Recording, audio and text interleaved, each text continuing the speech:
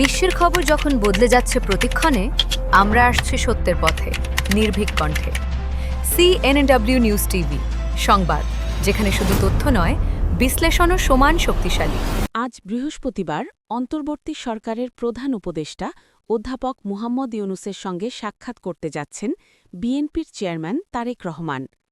প্রধান উপদেষ্টার কার্যালয় সূত্রে জানা গেছে, আজ বিকেলে রাষ্ট্রীয় অতিথি ভবন যমুনায় এই গুরুত্বপূর্ণ বৈঠকটি অনুষ্ঠিত হবে।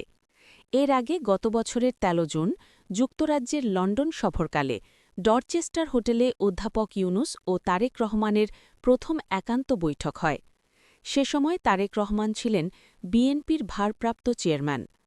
দীর্ঘ ১৭ বছরের নির্বাসন শেষে গত ২৫ ডিসেম্বর দেশে ফেরেন তারেক রহমান। দেশে ফিরে বিমানবন্দরের ভিআইপি লাউঞ্জ থেকেই তিনি প্রধান উপদেষ্টার সঙ্গে ফোনে কথা বলেন। গত ৩০ ডিসেম্বর বিএনপি চেয়ারপারসন ও সাবেক প্রধানমন্ত্রী খালেদা জিয়ার মৃত্যুর পর ৯ জানুয়ারি সর্বসম্মতিক্রমে বিএনপির চেয়ারম্যান নির্বাচিত হন তারেক রহমান। চেয়ারম্যান হিসেবে দায়িত্ব নেওয়ার পর আজই প্রথমবার অন্তর্বর্তী সরকারের প্রধান উপদেষ্টার সঙ্গে বৈঠকে বসছেন তিনি। উল্লেখ্য, আগামী ১২ ফেব্রুয়ারি ত্রয়োদশ জাতীয় সংসদ নির্বাচন অনুষ্ঠিত হওয়ার কথা রয়েছে।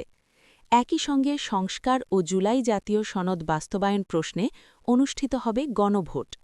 এই প্রেক্ষাপটে আজকের বৈঠককে রাজনৈতিক অঙ্গনে অত্যন্ত গুরুত্বপূর্ণ হিসেবে দেখা হচ্ছে।